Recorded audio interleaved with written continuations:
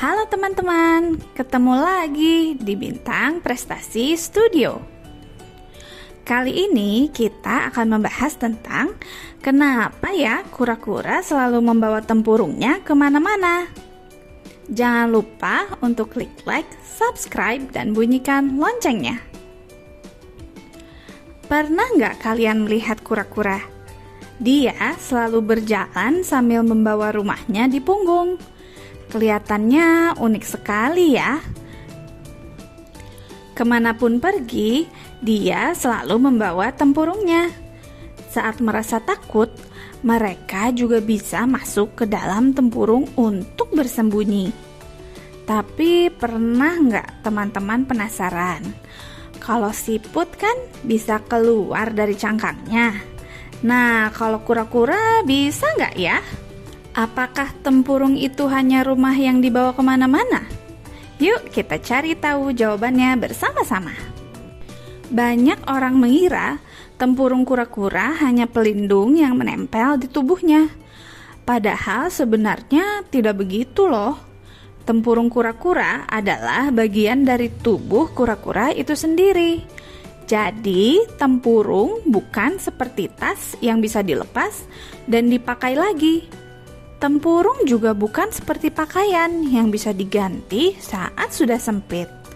Ketika kura-kura tumbuh semakin besar, tubuh dan tempurungnya juga tumbuh bersama-sama.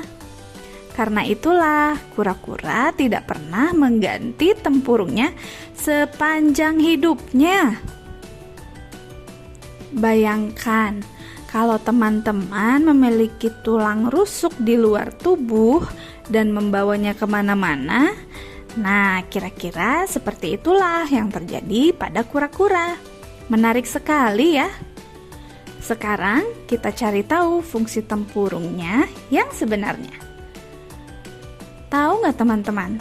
Tubuh kita memiliki tulang rusuk yang berfungsi melindungi organ-organ penting seperti jantung dan paru-paru. Kalau tidak ada tulang rusuk, organ-organ penting itu akan lebih mudah terluka. Nah, kura-kura juga memiliki perlindungan yang sama. Bedanya, tulang pelindung mereka berada di luar tubuh dan membentuk tempurung yang keras. Tempurung kura-kura melindungi berbagai organ penting di dalam tubuhnya dari benturan, gigitan predator, atau bahaya lainnya. Karena itulah tempurung sangat penting bagi kehidupan kura-kura. Bahkan, para ilmuwan menemukan bahwa tempurung kura-kura bukan hanya berfungsi seperti tulang rusuk. Tempurung juga merupakan bagian dari tulang belakang dan tulang dada mereka. Wah, luar biasa sekali ya. Kalau manusia memiliki rangka di dalam tubuh, kura-kura justru memiliki sebagian besar rangka yang terlihat dari luar. Inilah alasan utama mengapa kura-kura tidak bisa keluar dari tempurungnya. Karena kalau tempurung dilepas, sama saja seperti melepas sebagian besar rangka tubuhnya. Nah, teman-teman, pernah nggak kalian bertanya-tanya, apa yang ada di dalam tempurung kura-kura?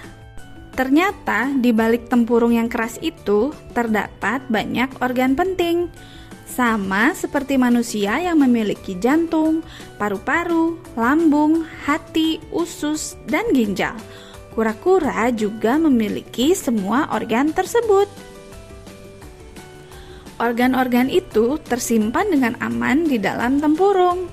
Jantung kura-kura bekerja memompa darah ke seluruh tubuh. Paru-parunya membantu mereka bernafas. Lambung dan usus membantu mencerna makanan. Hati membantu mengolah zat-zat penting dalam tubuh. Sedangkan ginjal membantu menyaring zat sisa. Semua organ itu terlindungi dengan baik di balik tempurung yang kuat. Karena itulah tempurung menjadi salah satu bagian tubuh yang paling penting bagi kura-kura. Teman-teman, ada fakta menarik lainnya tentang kura-kura. Cara mereka bernafas ternyata berbeda dengan manusia. Saat kita bernafas, dada kita mengembang dan mengempis. Hal itu terjadi karena tulang rusuk kita bisa bergerak mengikuti kerja paru-paru. Namun, tempurung kura-kura sangat keras dan tidak bisa mengembang atau mengempis seperti dada manusia. Lalu, bagaimana cara mereka bernafas? Ternyata kura-kura memiliki otot-otot khusus di dalam tubuhnya.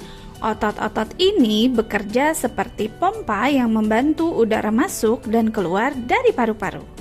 Dengan bantuan otot tersebut, kura-kura tetap bisa bernafas dengan baik meskipun tempurungnya tidak bergerak. Wah, hebat sekali ya!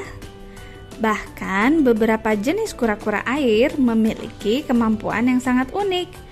Mereka bisa menyerap sebagian oksigen melalui bagian belakang tubuhnya saat berada lama di dalam air. Meskipun terdengar lucu, kemampuan ini benar-benar membantu mereka bertahan hidup di lingkungan tertentu.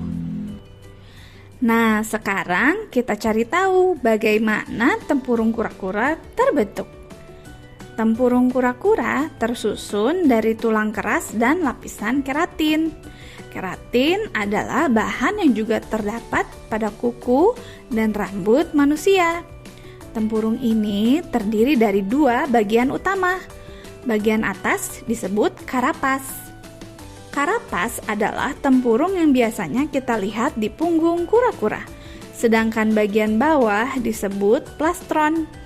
Plastron berfungsi melindungi bagian bawah tubuh kura-kura.